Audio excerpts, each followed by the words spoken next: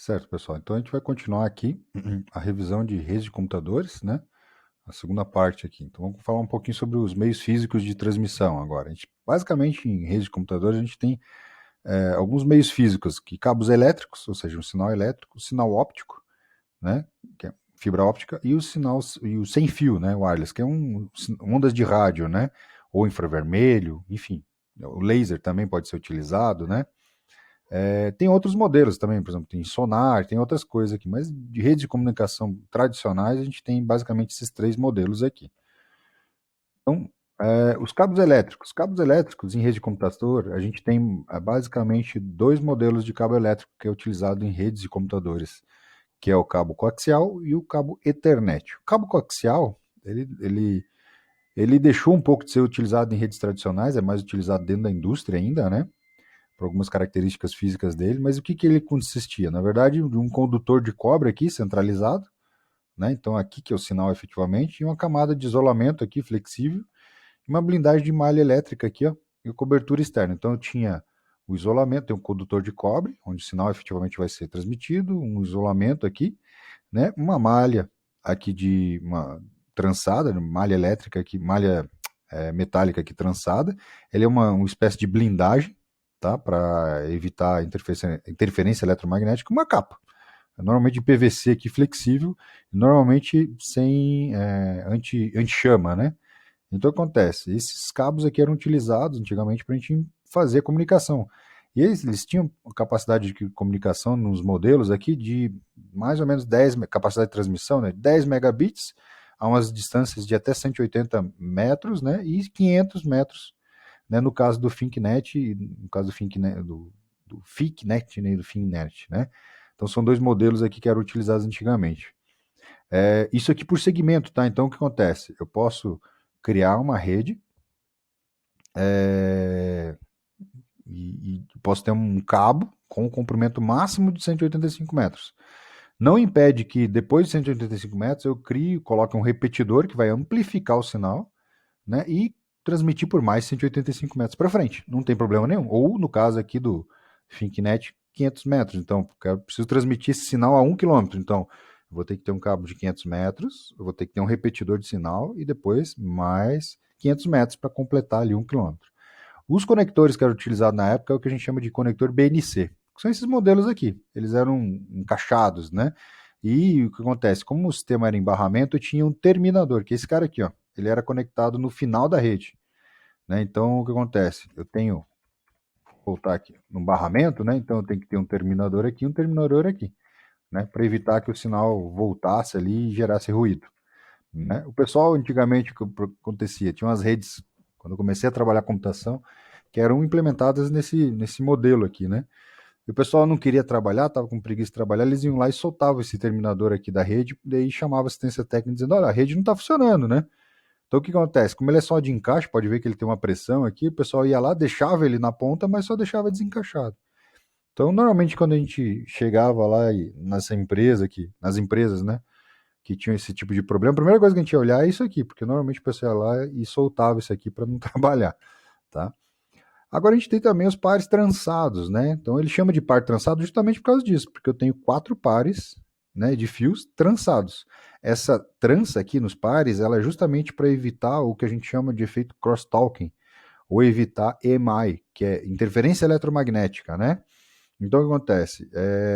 Quando você bota dois fios elétricos, um de forma paralela um do lado do outro, tu gera um efeito de antena, que a gente chama. E tu pode começar a ter interferência eletromagnética, né? Então ele é trançado assim para evitar que gere interferência eletromagnética. Por padrão, esses cabos aqui eles podem ter até 100 metros de comprimento, dependendo do tipo que é utilizado, né? E eles têm taxas de transmissão diferentes. O conector padrão do cabo Ethernet é o RJ45. É aquele conectorzinho que facilmente quebra essa orelhinha aqui, né? Dependendo do jeito que você conecta. Então, o que acontece? Normalmente a gente pega esse cabo aqui, descasca ele, tira as pontinhas aqui e encaixa esses fiozinhos aqui dentro. Tem uma ordem bem específica que você tem que utilizar, né? E daí usa um alicate para apertar. Esses dentinhos aqui eles vêm para cima, né? Num conector novo. Quando você bota dentro do alicate e aperta, esses dentes eles baixam e dentro do outro lado ali dentro do conector ele tem uma navalha. Essa navalha ela corta essa capinha aqui desse fiozinho, então você não precisa descascar ele como ele está aqui, na verdade você corta ele até aqui, ó, e ele corta essa capinha aqui e faz o contato no condutor de cobre aqui do fio, né? Então é mais ou menos assim que se crimpa, né, de verdade, um tipo de cabo assim. Tem dois modelos que a gente pode seguir aqui, né, definidos por uma norma, né, de sequência dos fiozinhos ali dentro. Então, por exemplo, o que eu normalmente uso é o T568B, que é o branco, laranja, laranja, branco, verde, azul, verde, branco, marrom, marrom.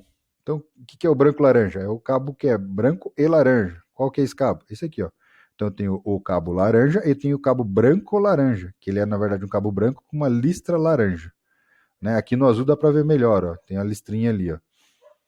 Então, cada cor tem seu respectivo branco com a cor, né, que é utilizado. Então, o que acontece? Tem dois modelos de padrão que podem ser utilizados, o A e o B.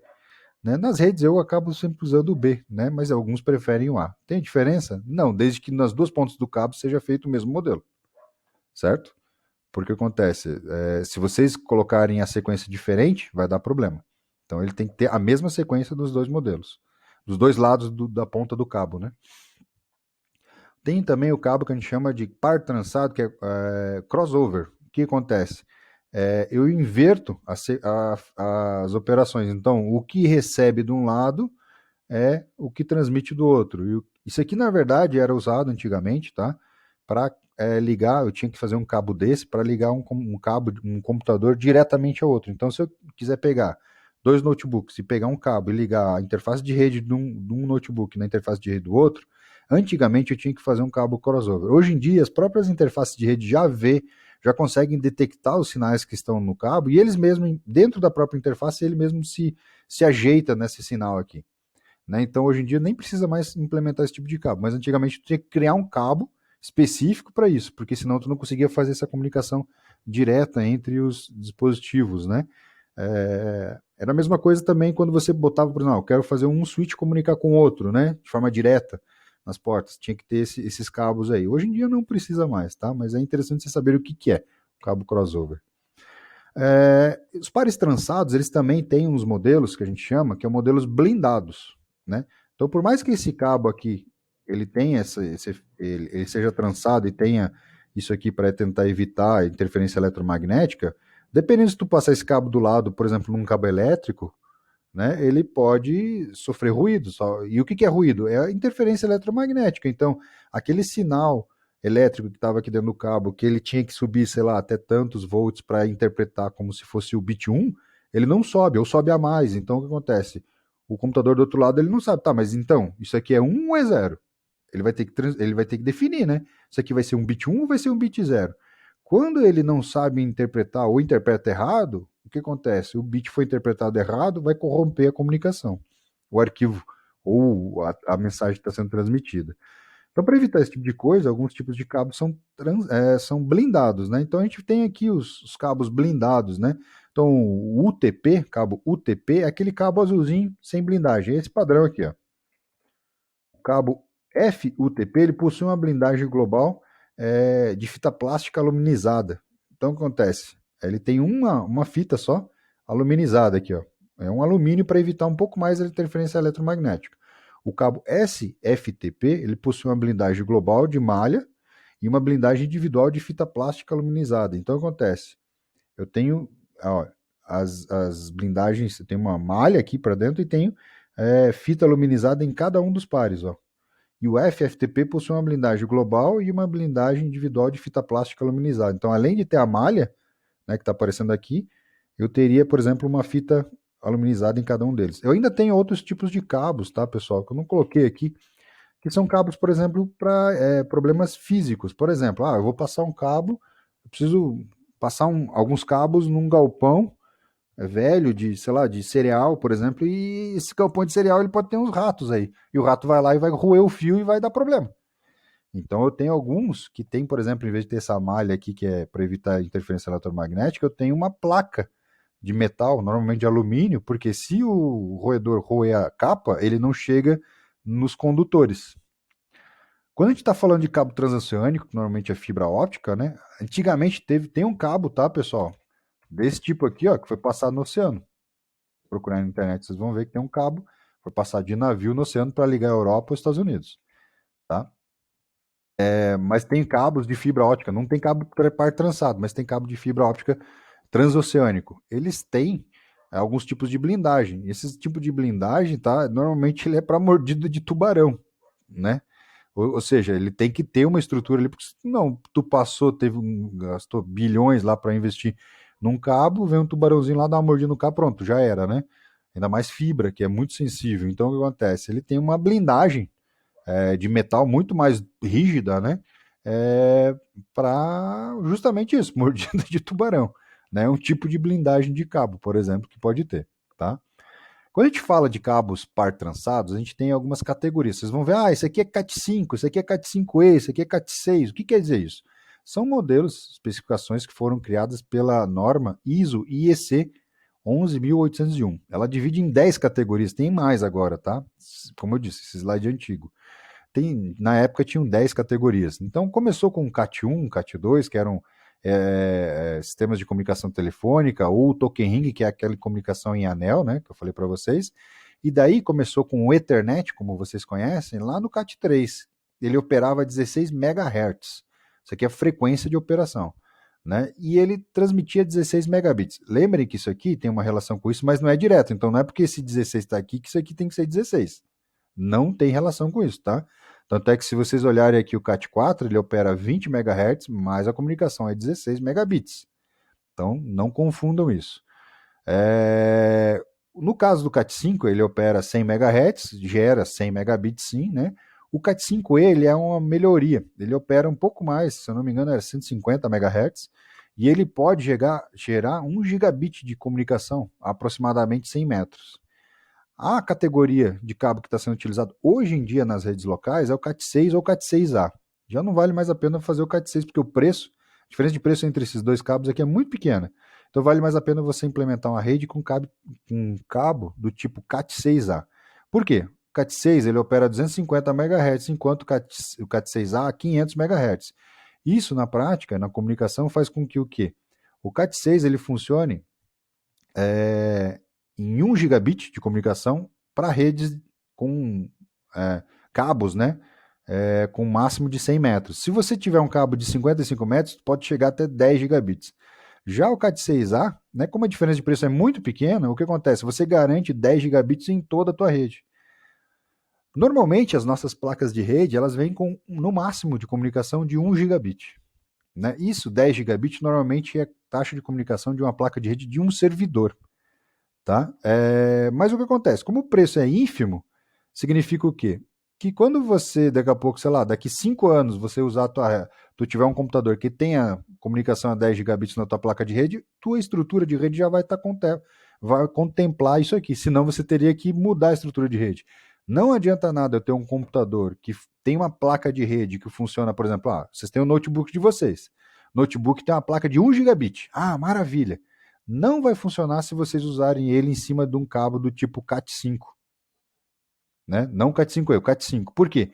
Porque o máximo que o Cat5 consegue operar é 100 megabits. Ele vai funcionar, mas vai funcionar 100 megabits. Certo? Então, isso aqui é uma relação importante. Né? Então, tem os outros CATs aqui, né, que chegam em frequências maiores e, claro, com taxas de comunicação maiores. Esses caras aqui normalmente são usados, não são para redes locais, né, como a gente tem, por exemplo, no laboratório, mas sim para uma rede dentro de uma infraestrutura dos servidores de TI. Então, normalmente é para comunicar um equipamento, um switch com outro, ou comunicar um servidor com um switch. Então, normalmente é usado internamente dentro do CPD, tá? Fibra óptica. Fibra óptica, então, como é que funciona? A gente tem o cabo, a capa dele, né? A gente tem uma fibra, né, para fortalecimento por causa de tração. Então, o que acontece? Ele faz com que, se tracionado esse cabo, essa fibra ela tem uma maleabilidade, faz com que a capa mexa e não permita, por exemplo, que a parte interna mexa. Então, meio que independe uma da outra. Por quê? Porque se tracionar a fibra, que é bem no meio lá dentro, o que vai acontecer? Vai trincar ela vai parar de funcionar. Então eu tenho depois ali um revestimento e tenho uma capa de refração, camada de refração aqui, que é da fibra em si. Fibra óptica, na verdade, ela é composta de um material que a gente chama de elétrico. né, de sílica ou plástico, né, plástico transparente. E é um sinal de luz, e ele vai batendo nas paredes aqui, digamos, ele vai fazendo assim, ó, tuc, tuc, tuc, tuc, tuc, vai refletindo aqui nas paredes para o sinal chegar. Então é um sinal de luz que é enviado, né, na comunicação. Aqui tem, por exemplo, alguns modelos aqui. Então ele vai refletindo aqui, né, nos sinais. E conforme você tem uma angulação diferente, você tem um canal de comunicação diferente. Fazendo analogia lá com a frequência de operação, né? Então tu tem basicamente esses dois modelos. Fibra óptica a gente pode dividir entre ela multimodo e monomodo. Multimodo, ela transmite muitos modos, ou seja, muitos feixes de luz ao mesmo tempo. Então aqui eu tenho um reto, tenho uma numa angulação, tenho outro numa outra angulação. Isso causa uma dispersão modal, resultando no que a gente chama de redução significativa na sua escala, ou seja, o comprimento do fio tem que ser menor. Né? Então, porque eu tenho um sinal aqui e esse sinal ele vai ficando mais fraco com a medida do tempo. Agora, a fibra monomodo, né, ele elimina esse efeito de dispersão e emite o sinal num único sentido. Então, quer dizer que o meu fio, né, numa fibra monomodo, pode ser mais comprido. Normalmente, o que acontece? Fibras internas de uma infraestrutura, eu quero ligar, por exemplo, ali o prédio do IFSC na cantina ou lá atrás na fábrica, eu uso multimodo. Agora, quando eu vou comunicar, eu estou passando um fio de uma cidade para outra, normalmente usado monomodo, né? Porque consigo chegar em distâncias maiores com o mesmo pedaço de fio, né? Com o mesmo, sem ter que colocar um repetidor no meio, na verdade, né? Vamos para o wireless. O wireless, basicamente, a gente tem dois modelos de comunicação. Ele utiliza ondas eletromagnéticas, né? E ele tem dois modelos de comunicação, direcional e omnidirecional. Direcional é como o próprio nome diz, ou seja, eu tenho que pegar duas antenas, alinhar elas e direcionar uma para a outra. Então, tem um sistema de comunicação direcional. O sistema omnidirecional, o sinal se propaga em todas as direções. Então, na verdade, o que acontece? Eu tenho uma antena que é o normal que a gente tem nos aparelhos em casa, seja no notebook, seja no celular, enfim. Sistema de comunicação omnidirecional. Então, eu tenho uma antena e o sinal ele se propaga ao redor dessa antena em todas as direções. Esse todas as direções é mais ou menos, tá? Porque, na verdade, ele se propaga ao redor da antena no formato de um donut, como se fosse um biscoitinho, né? Então o sinal ele sai daqui, ele faz, por exemplo, um negócio assim, ó, vem aqui, aqui e faz isso aqui, ó. Daí o que acontece? O sinal ele é um biscoito, né, redondo em volta da antena que vai abrindo, né, a angulação. Mas o que acontece? Dentro de casa, o sinal ele bate nas paredes e vai refletindo. Então, por exemplo, o sinal saiu daqui, veio, bateu aqui, voltou para cá e chegou aqui. É o que a gente chama de refração, né? Então é normal isso nos sistemas de rádio. Né? Se eu pegasse isso aqui e colocasse numa câmera anecoica, completamente isolada, que não reflete o sinal, se tu botasse o aparelho embaixo, o aparelho que está tentando comunicar com essa antena embaixo, ele provavelmente não ia comunicar. Por quê? Porque o sinal ia sair nessa direção aqui, ó, e o aparelho não ia receber o sinal aqui. Em casa, isso não tem problema, porque ele bate nas paredes e volta para a gente. De alguma forma, a gente recebe o sinal. Né? Mas isso aqui é sinal físico, antena, a gente não vai entrar nessa parte aqui. A única coisa que é importante aqui para vocês têm, quando trabalham com wireless, você tem que a gente chama de frequência ISM, que é uma frequência sem licenciamento, que não há necessidade de licenciamento, né? Que é industrial, científica e médica. O que acontece? Quando você faz transmissão em radiofrequência, você tem as faixas licenciadas e as faixas não licenciadas. As faixas não licenciadas, qualquer um pode operar. As faixas licenciadas, para você operar, para você transmitir alguma coisa ali, você precisa ter uma autorização do governo. Né? A mesma coisa que rádio pirata. O que acontece? Nas frequências de rádio, para você transmitir, você precisa ter uma autorização do governo. Se você não tem autorização, a rádio é pirata.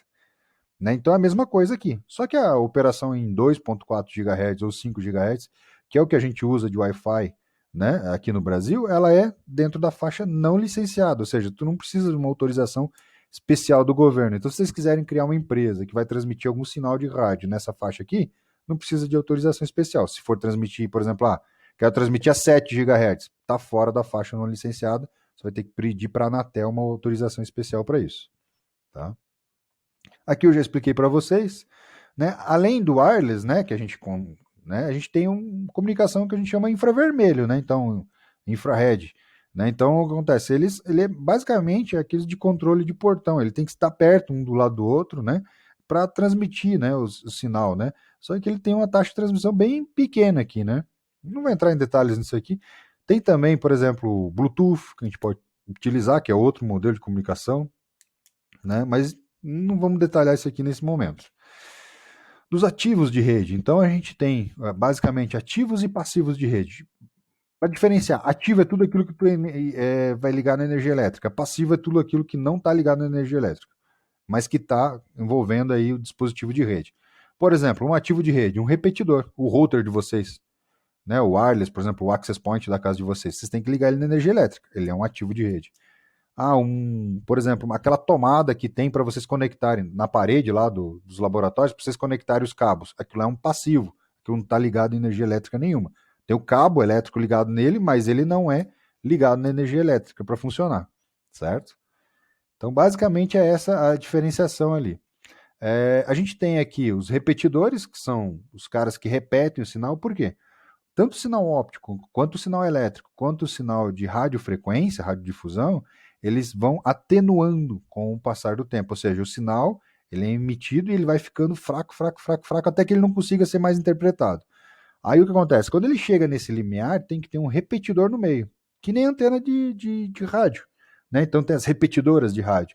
O que acontece? Ele vai pegar o sinal original, vai amplificar, vai deixar o sinal mais forte e vai mandar para frente. E assim eu consigo aumentar a minha área de cobertura. Isso serve para sinal de rádio quanto para sinal de fibra óptica ou elétrico. É a mesma coisa, pessoal. Acontece a mesma coisa. A diferença é que no sinal de rádio talvez aconteça de forma mais perto do que no sinal elétrico, dependendo do meio, né? Então vai depender muito do equipamento, do meio físico que está usando. A gente tem os concentradores, que não são mais utilizados, que são os hubs, que dentro dele a gente tem uma topologia em barramento implementada. Tem os switches, que são os que são utilizados hoje em dia. Eles são a melhoria dos hubs, então basicamente substituíram todos os hubs. Eles evitam colisões, evitam. O que é uma colisão? É quando dois computadores tentam transmitir o sinal no meio físico ao mesmo tempo. Então, o sinal colidiu, por isso que é chamado de colisão. E quando isso acontece, como o sinal é sobreposto, né, quem está recebendo o sinal não sabe se a comunicação era para ser 1, se era para ser 0, e daí aquele pacote, aquele pacotinho, aquela mensagem é perdida. Né? E ele vai ter que transmitir de novo, né? Ou vai dar um problema na comunicação. Então, o que acontece? Como esse cara é implementado em barramento, todo mundo transmitia para todo mundo e era muito normal ter colisões. Esse cara aqui, como ele é implementado na topologia estrela, né, como eu expliquei no outro vídeo para vocês, ele evita colisões. Por quê? Porque a única coisa que está comunicando é essa porta com o computador. Ah, não, mas e o outro computador da mesma rede? Ele está na outra porta. Então, o meio físico aqui, ele só é utilizado, né, entre esse equipamento e entre o computador do outro lado. E como eles implementam full duplex, ou seja, eu tenho um fiozinho que vai, outro fiozinho que vem, basicamente não acontecem colisões. Faz com que a comunicação fique muito mais eficiente e segura. Roteadores. Roteadores normalmente são utilizados, tá, dentro da infraestrutura de rede para encaminhar os pacotes de uma rede para outra. Depois eu vou explicar um pouco melhor nas pilhas de comunicação isso aqui. Então eles são responsáveis por encaminhar os pacotes de uma rede para outra. Imagine que eu estou mandando um pacotinho da rede do IFSC e precisa chegar na rede da UFSC. Como é que ele chega lá na rede da UFSC? Os roteadores são os responsáveis por definir as rotas, né, que os pacotes vão tomar para chegar no destino dele. Tá? E a gente tem, por exemplo, um roteador dentro de casa. Então, o access point, a gente fala de router, o AP, né? A anteninha Wi-Fi dentro de casa, ele também é um roteador. Por quê? Porque toda vez que tu vai tentar acessar uma rede, ele vai olhar, tá, esse computador que tu tá tentando acessar, tá na tua rede interna? Não, não tá. Tá na tua rede externa. Então, o que acontece? Ele vai jogar o teu pacote para fora e vai dizer, olha, ache um roteador aqui que encaminhe essa tua requisição para abrir esse site que tu tá pedindo aqui. Então, por exemplo, ó, vocês querem abrir o site do IFSC. O servidor do IFSC, o servidor de web do IFSC está fora da rede de vocês. Então, como é que ele consegue achar o caminho para chegar lá em Florianópolis no servidor do IFSC? Né? Os roteadores da rede é que vão definir esse caminho aqui. Mais para frente eu explico. Tá? E eu tenho os conversores de mídia, ou transceivers, né? O que acontece? Ele converte o meio físico em outro. Por exemplo, converteu em fibra óptica em par trançado e vice-versa. Isso serve para fazer com que eles, por exemplo, eu tenho uma rede que chega em casa em fibra óptica, né? Mas o meu computador não é fibra óptica, então eu tenho que ter um conversor de mídia para converter essa fibra óptica num par trançado, para poder ligar no meu computador, ou ligar no switch, enfim. Alguns equipamentos vêm com isso aqui integrado, então eu tenho alguns access points, né? Aquelas anteninhas que já vem com isso aqui dentro dele. Então você espeta a fibra óptica direto dentro dele e você pode conectar, por exemplo, o Wi-Fi nele ou o Ethernet nele, né? Par trançado nele. Então isso é um conversor de mídia, pessoal. Tá? Essa parte aqui eu vou finalizar aqui porque a gente vai entrar na parte de arquitetura de redes e daí sim eu vou explicar pilhas de comunicação, certo? Um abraço.